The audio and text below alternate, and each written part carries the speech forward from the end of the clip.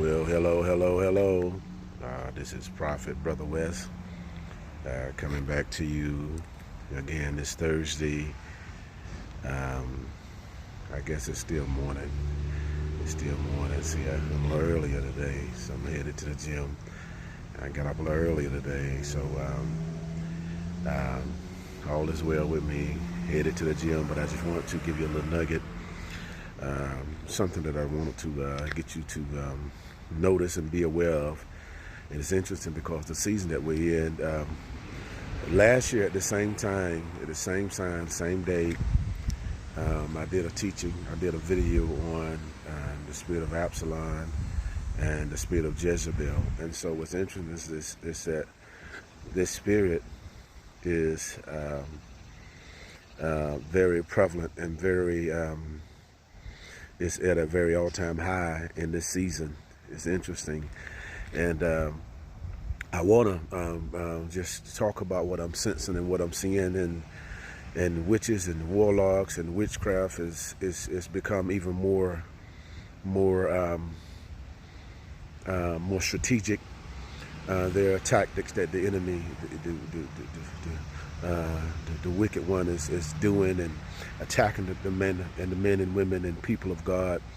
And we all are under attack in some way or another, mentally, emotionally. He's trying to attack and get us off focus and get us to doubt God and doubt what we believe in, to doubt hope. And so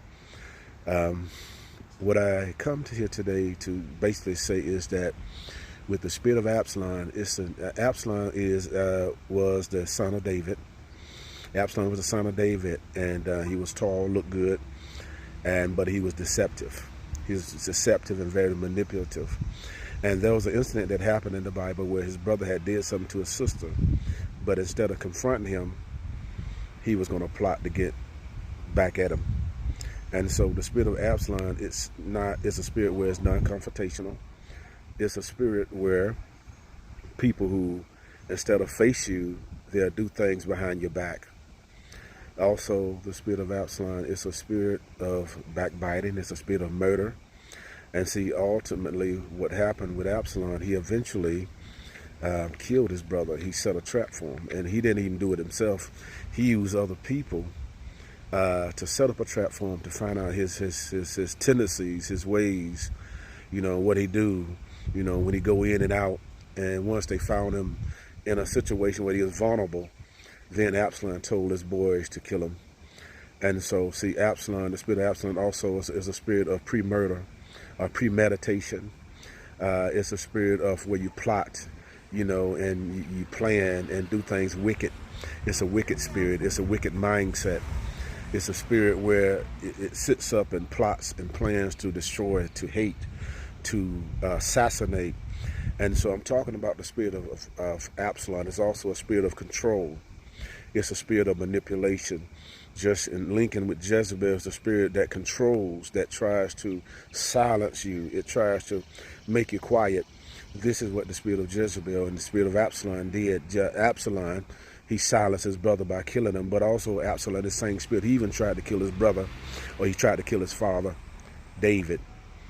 This is a spirit that don't have no rules, no regulation, does what it wants to do, when it wants to do it.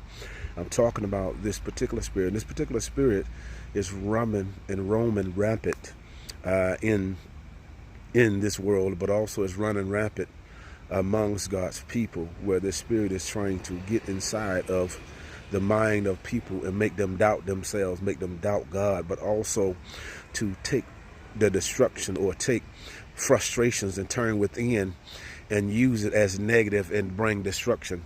See, the thing that you must realize, the Bible says that it's a thief that's coming but to kill, steal, and destroy. And so if things are being taken out of your life, if things is being robbed from you, it didn't come from God. It didn't come from God at all. It's the enemy. See, but God will add to your life. He won't take away. If he take away anything, he'll take away hurt. He'll take away pain. He'll take away destruction. But God will add life and abundant life. And so I just want to let you know that this spirit is prevalent, to watch as well as pray and to be aware. And just know that vengeance belongs to God. It belongs to God. If somebody's done something to you or said something to you, don't take it in your own hand. Don't try to get back at them. Pray for them. The Bible tells us to pray for those who despitefully use us, and love those that hate us. And when someone does something to us or smack us across the cheek, go to give them the other cheek. We must be an example of what's right. And so the spirit of Absalom and Jezebel is a spirit of defiance. It's a spirit of control. It's a spirit of manipulation. It's a spirit of backbiting. It's a spirit of murder. It's a spirit of wickedness. It's a spirit where is unruly and don't want to get along with no one.